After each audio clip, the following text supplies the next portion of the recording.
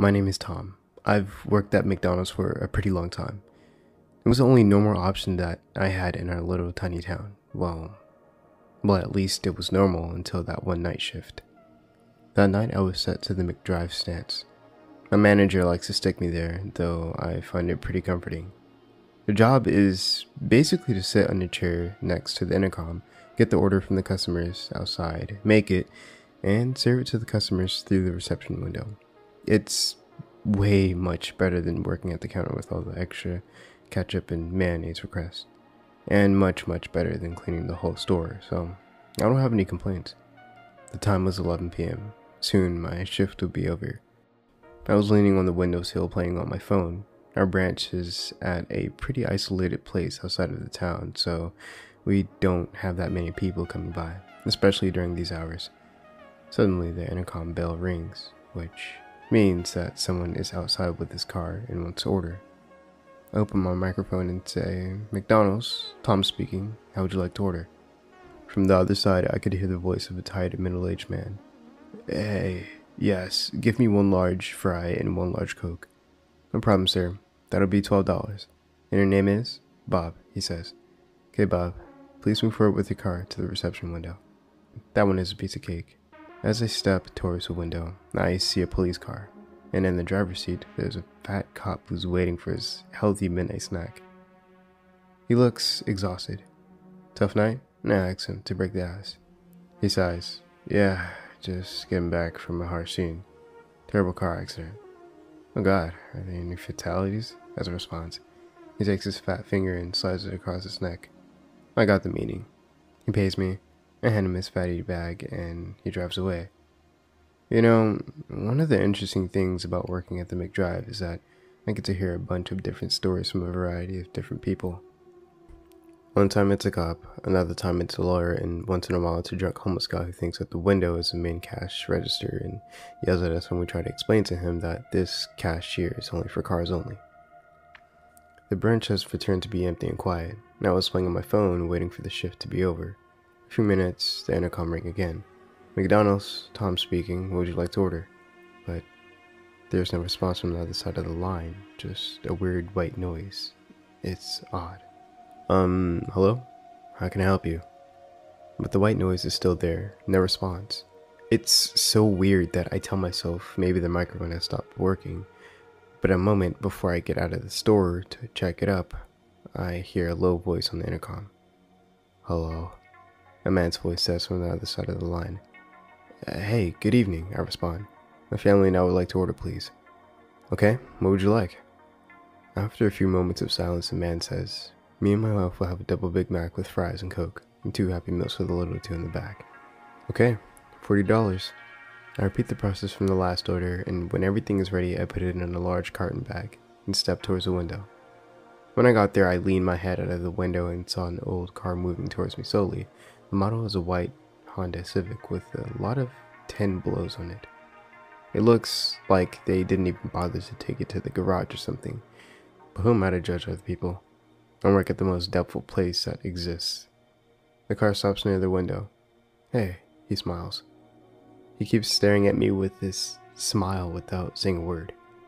I can hear the crickets from the embarrassing silence. Okay, $40 please," I say to break the silence. Right, he says, and opens his wallet, searching for the money. As he continues to search for his money, one of the 2 kids suddenly yells, "Dad, I'm hungry." Then his younger sister yells too. The mother quickly turns her head to them and say, "Here, in a moment, you'll have your food." The dad looks at me with a shameful look and apologizes. Sorry for this. We're starving to death. We had one hell of a ride." "All good," I smile to them. While he continues to look for his lost money in his wallet, I leave their order on the inside floor under the window until they pay. Suddenly I'm starting to smell this awful smell of something burned, like something is burning really strong. I turn to the family. "I'm sorry, I gotta check on something." Before they reply, I'm already running to the kitchen, ready to see the damage I did. God, I probably forgot to turn off the oil heater. But as I got there, the smell was no longer there. Nothing has been burned down, and the kitchen looks normal as always. This is so weird.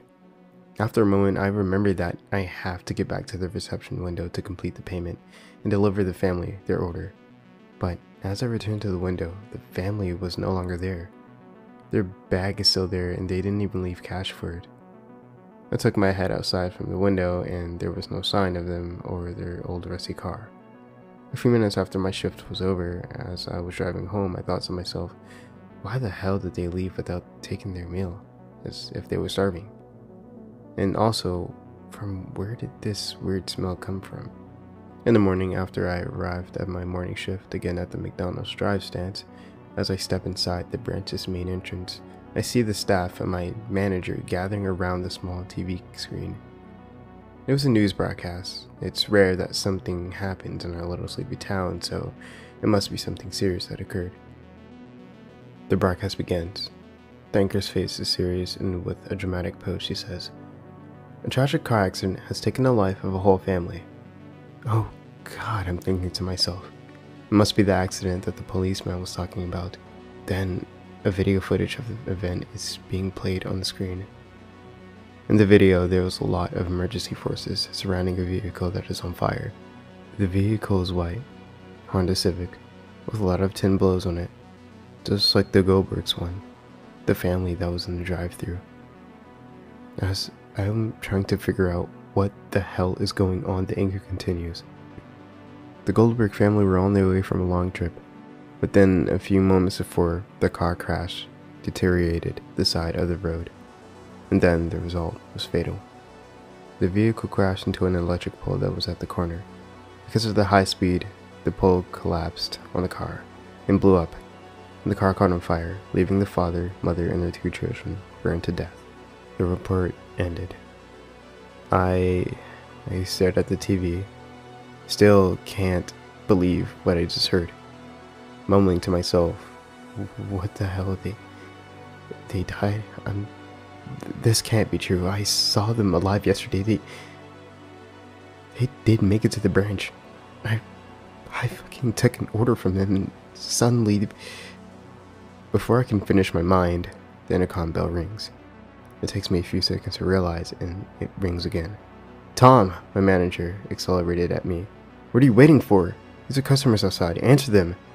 With my hands shaking and my heart beating fast as hell, I open up the microphone and say, "McDonald's, Tom speaking. What would you like to order?" But then I hear his voice again. It's the dad.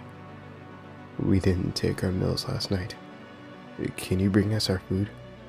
We're so hungry."